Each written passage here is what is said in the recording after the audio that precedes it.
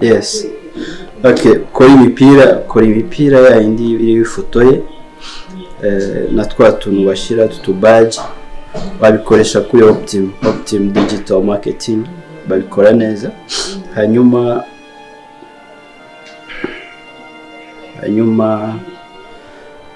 Scott nawe yagiye gukoresha ya radio ryatangazo ryo kuri radio nayimubwiye byose.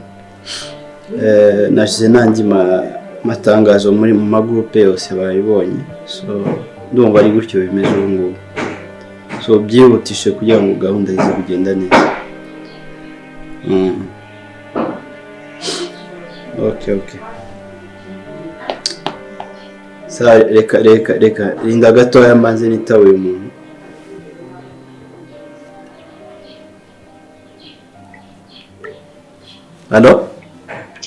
Allo, Saka. Yes, bite? Ibyiza naringeze hano muri quartier ariko ndabona ibipangu ndeba hano byose bisa. Wanyoboye.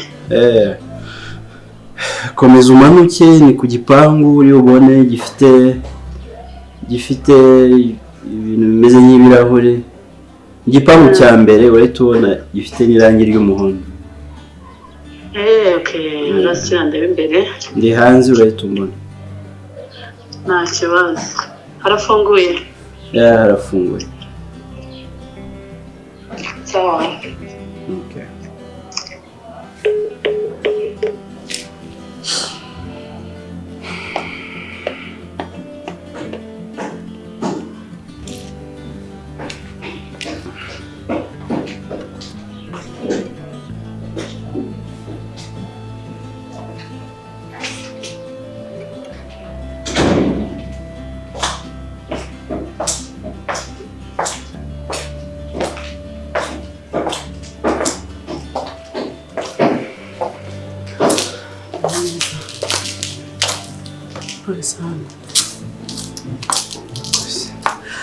Nukuri mwihangane pe, mwagize ibyago bikomeye cyane. Nakundi bibaho mu buzima. Bibaho nanjye nabyumvishe ndavuga ati ngomba kuza nkareba uko bimeze no kuba hafi. Ese undi yararwaye?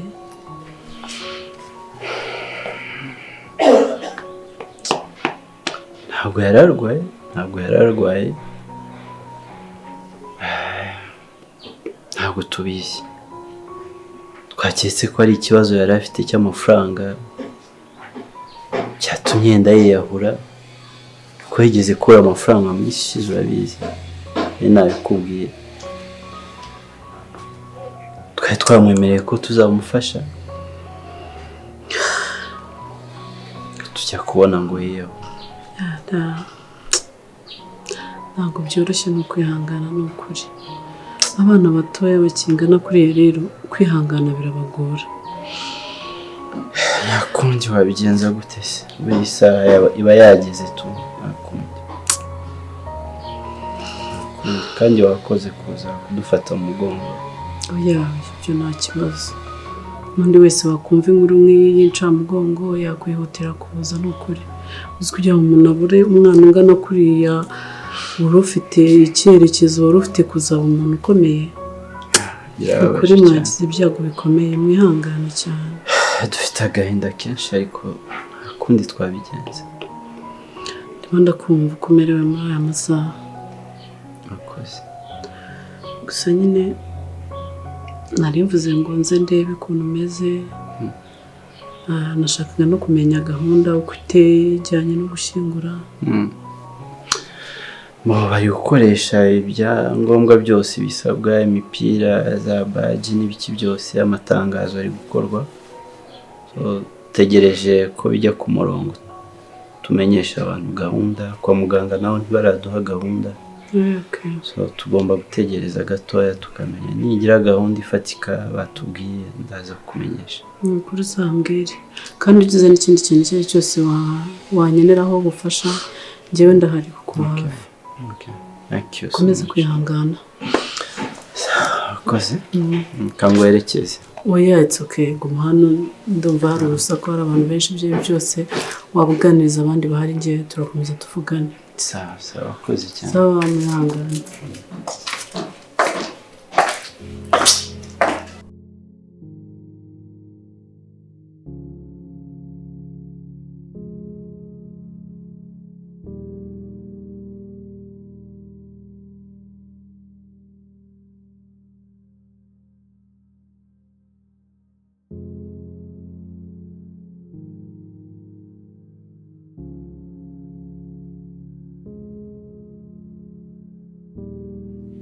Shyaka mwana wanjye nanditse uru rwandiko ngira ngo nkumenyeshe ko nigendeye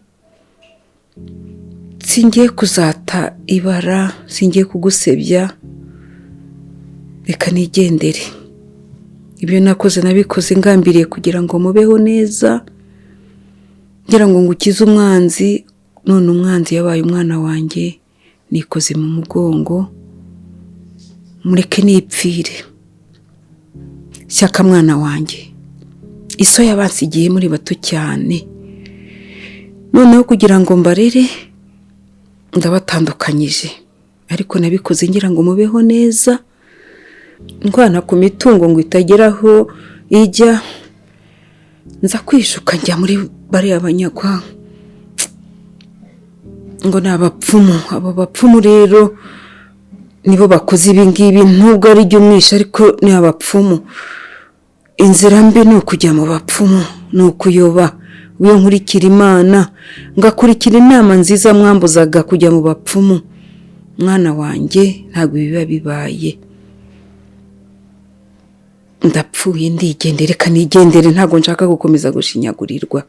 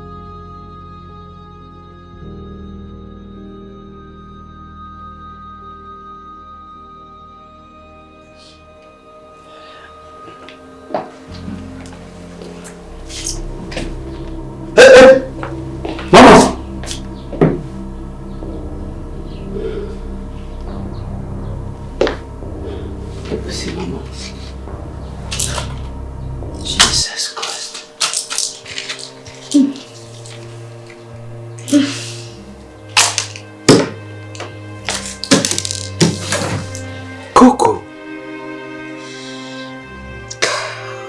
Jesus ubu ibintu byose ugiye kubinywera inkungi imwe ngo bikwice mwana wanjye nyuma yo kwihekura nanjye umwana wawe umwe rukumbi usigaranye ushaka kungira imfubyi mwana wanjye ntacyo maze birutwa niyo napfa nkavaho nkabi byose nashakaga mbimwe byose uko nari mbiteguye mbirangize none ahangaha binkureho hanyuma nsigara indi jyenyine kuri iyi si nta kinini nashakaga ko gisigara hano muri uru rugo byose mbirangize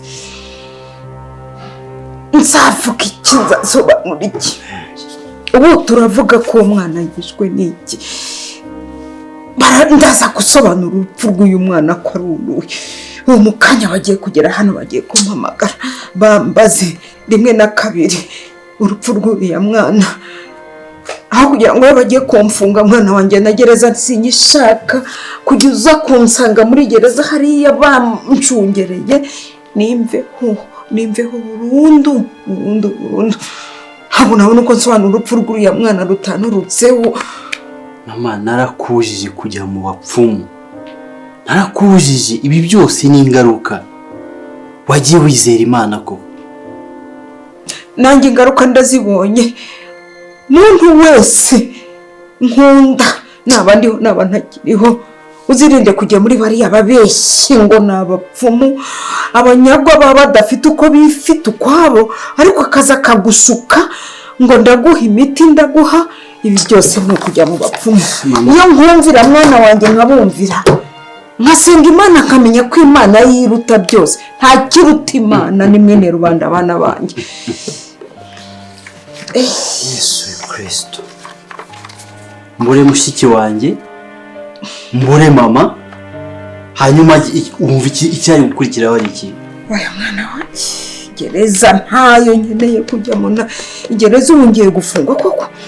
Mama ntabwo uzafungwa, niyo mpamvu ngomba kwivanaho kugira ngo njye gushinyagurirwa.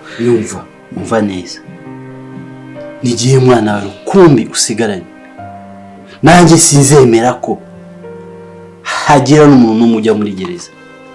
Ibyo bintu bindekere ndi kubikurikirana neza.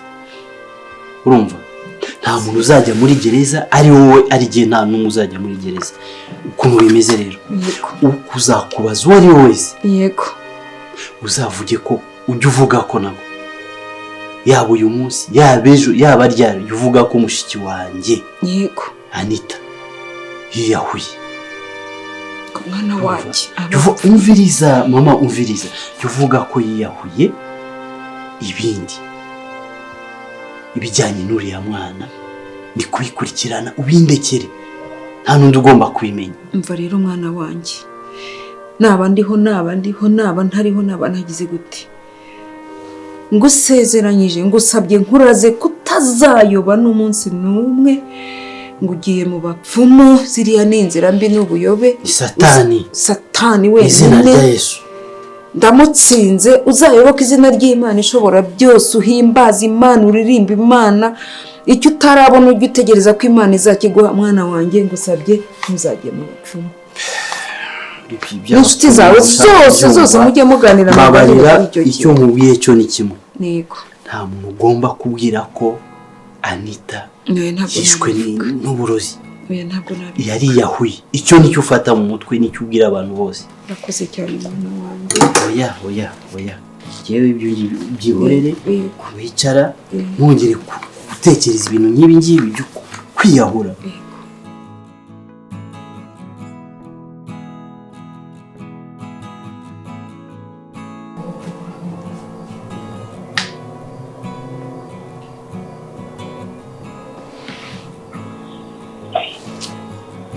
Halo? Halo. Halo? Ajif? How are you, Mukoran? Fine. Umeze ute iyo ngiyo? Meze neza. Sasa? Ndi ku trip ndimo ndaza Kigali. Uza kwenda iki se habaye iki? Abo ndaje dukora ibintu byose, dukore na wedding birangire.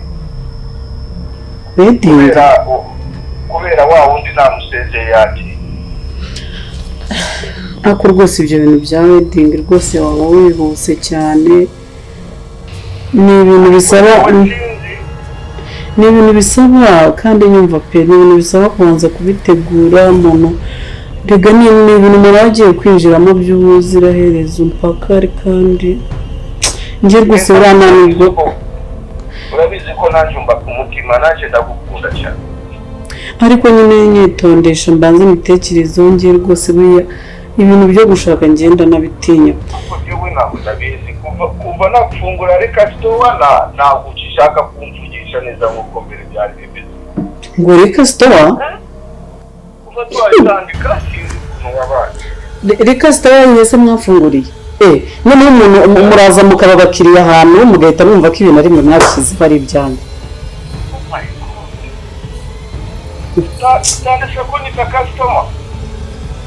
ahubwo se uri na customer muzima byibuze ngo unanyura n'amafaranga menshi. yewe naguhaye sente zanjye tutangira business. Ariko ye isene zawe jewe wamaye isene zawe njyewe ariko barabamburiye ahubwo niba batarana bakubwira uraje bamenye hari inyandiko ngiye mfitanye nawe. nta kibazo mfite Ibyo rero indagano yaba nayo yewe nshobora kukureka ugatwara iyo rikasitowa ariko nawe bizakurikira ukicuza. ariko se nzicuza ibyo nari nimugafata ibintu abantu bavunikiye baruhiye ngo nanjye muze kubyita ibyanyu. Wowe inyandiko twagiranye ngo wamaye reka stone ni iyi. Yewe navunikiye wowe urashobora kubitwara wowe ukambesha wowe. Vani byasha rwose. Genda no kuvuga ibinyarwanda bipfuye mukaze kujya muri business yanjye nguze. Kamubwire mama. Njyewe ndi mama wa nyoko njyewe. Sibyo ndi kukubwira se. Nta kigoye kirimo. Urumva kudutiza amakesi ari ibintu bikomeye. Dushaka amakesi atarenze 10. Urumva andi turayifitiye. Ni hafi hano hamwe bubatse ibisharagati ntabwo wabonaga hepfo. Manutse hepfo yiwanyu nta hantu ubona bubatse ibisharagati bibiri. Naho nyine badufashe n'ibintu byoroshye. Nundi nukurangiza nimugoroba. Abantu bamaze gukaraba tukabisubiza hariya. Isuku bizamura se n'imodoka tukabisubizayo. Urumva tuba dufite stress nyinshi n'ibintu byinshi tuba turimo. Natwe kandi nanjye mba niruka urumva ariko ntago byatinda nakoreza n'umuntu akabizana ntago byagorana. Cyangwa se nawe ukanyibutsa sinangomba kunanyibutsa deja nabyikorera. Cyangwa weza n'abahungu bakaza kubikuzanira. Yadufashe rwose dufashe. Urabugize neza. Ko turi abaturanyi se sha ugira ngo wakora ikindi ki ntacyo ni sawa ntacyo ubwo turavugana. Sishaka bitere mu biko wivugisha kandi byumva uburyo nishobora kugira ababyeyi bameze gutya. Sishaka bigenze bite ko ibintu byose nari bifite muri control twabivuganye ukabuje witunganya gutya abaye cye kibazo. Bro ntago mbizi kugira ababyeyi.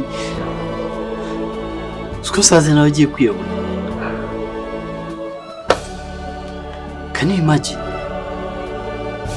Imana ifashe uyu muhango urangire sinzano uzahungira niba nzava mu gihugu niba nzajya mu ishyamba kwibera agenyine simbizi. Erega bura nawe urumva utekereje neza. Nagoma weshaka kwica umwana we. Ahubwo buri ko yari yabitekereje kubikora. Ntabwo ariko byagenze. Nabo rero nicyo kibazo afite nk'umubyeyi ntabwo yabura kugira ko kababara. Ni turomerega nawe afite nk'umuntu. Urumva. Ibyo turi gupanga byose ntabwo abizi. Umva nawe afite ako gahinda nk'umubyeyi. Ntuzi rero kumva ko ari ikindi kibazo gikomeye cyabayemo ngo utekereze ibindi bintu byinshi. Nawe ari wowe ushyire mu mwanya we byakubaho gutyo. Urabyumva? Michael Mbabariya ifite umutima uremereye ubu ngubu. Ifite umutima uremereye. Ariko ikindi kandi igihe uyu mwana w'umuhungu akiri muri uru rugo natwe dufite ikibazo. Ibyo byo nandi kubitekereza. Njye mfite impungenge udashobora kumva ko mpangayitse uno mutipa akiri hamwe. Tumujyane mu cyaro. Mfite umupango ikintu tugomba gukora. Tugifate tugitware epfira hari igishanga kinini. Kirimo n'ishyamba rinini cyane. Tugitware tugisireyo urumva tukijugunyiyo gipfireyo gipfe birangira ko nta yindi gahunda yari. Nta zindi muhorega dufite. Kuko tuye dushyira impuhwe nyinshi niko tugiye dufungura imiryango ya gereza natwe tuyisatira. Ibaze kumara imyaka y'ubuzima bwacu turi muri gereza njyewe nawe. Hejuru ikintu nka kiriya kidafite icyo kimaze. Tumutwaye pfiriya tukamushyirayo bazagisanga cyapfuye bakagira ngo ni nk'abantu bacyambuye bakanakica kigapfira. Bitekereze neza urasanga ari byo. Turebe kwikiraho ibintu by'ibibazo tutazi aho bizarangira. Ubuzima bwanjye sindica umuntu. Narubwo ntanabitekereza na rimwe. Sinanabitekereza. No kugira umuntu nabi gatoya gusa sinzi ko bishoboka. bro iyo bageze muri situation ikomeye ikwigisha uko ugomba gukora ibyo ugomba gukora kugira ngo uyisohokemo. Nanjye sinigeze mbikora ariko reka tubikore kuko kwirinda no kwirinda byonyine dukeneye, kuko nitubitindamo tukabizana nkaho bitugize famille ejo nejo bundi biratugeraho ikibazo kandi twese biraza kurangira. Use yagize utubona nindeze nawe undi muntu uzi ko iki cyana cyabaga hano usibye njyewe nawe na mama wawe gusa, turamutwara mu buryo njyewe ubimarire njye ubinshyiremo ndabyikorera, nta nubwo nshaka kuza kugira uruhare rwinshi muri ibyo, njye ndaza kubyikorera. Nta muntu wamenye ibyo ari byo ntawe. Urani basikini ntabwo ari umuntu ushobora gutumba dukurikirana ngo dufungwe, ariko akiri hano akivugisha biriya reba nk'ubu ngubu ubudega bwose ari kugenda akora. Azi ko bahita banadufunga. Uracyashidikanya kuri ibyo? Uba bro, nta choice dufite. Oya ngiye gusa icyo navuga ni kimwe. Nta choice dufite, reka tubikore. Okay. Gusa nyine niba utabyumva neza ntabwo namukura hano utabyemeye, ariko nubyemera ngenda mutwara. Urabyumva? Mutware nako.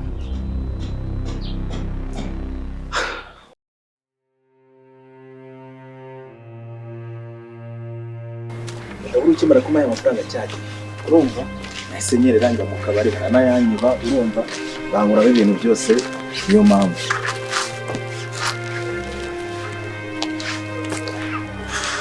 tugenda inyereka ibyo nakubajije. Reka twahageze. Aha sa ni hano. Ni hano rwose namusize. Ubona ndi igicucu, ubona ndi ikigo cyangwa ndi igiki. Ntago mbibona rwose. Izina ry'Imana uragaragara nk'umuntu mwiza, nk'umuntu ufite umutima mwiza, nk'umuntu wanafasha. Ntabwo uri igicucu. Reka naho byivugiye. Ariko rero ni hano nabasize. Bande se nyine bande wasize bangaye. Nasize hano Kobi n'undi mukobwa. Ariko umukobwa yari mwiza. Ziba. Naburi gihe wanyirukanyirishije imisozi umbwanguje kunyereka Kobi kumbuje kunyereka. Musesi ni hano nabasize naha nabasize ndagacika rino zose nano nabasize. Cyaricitse. Reka ngoro ukuntu byagenze yarahagaze hano Kobi yari hano umukobwa ari hano. Ngiye naturutse hano gutya kuri kano hanga gutya. Urumva? Ndahaza gutya kubera nubwo banari mfite mitambagwaho. Mbaguye ahita nshakira. N'imbere y'Imana naho nabasize nahise niruka. Kabwendo reka nkubwire. Mwana uzagira ikigo nge ntago ndimo. Kandi uzagira imikino ugira naho wigarukiriza.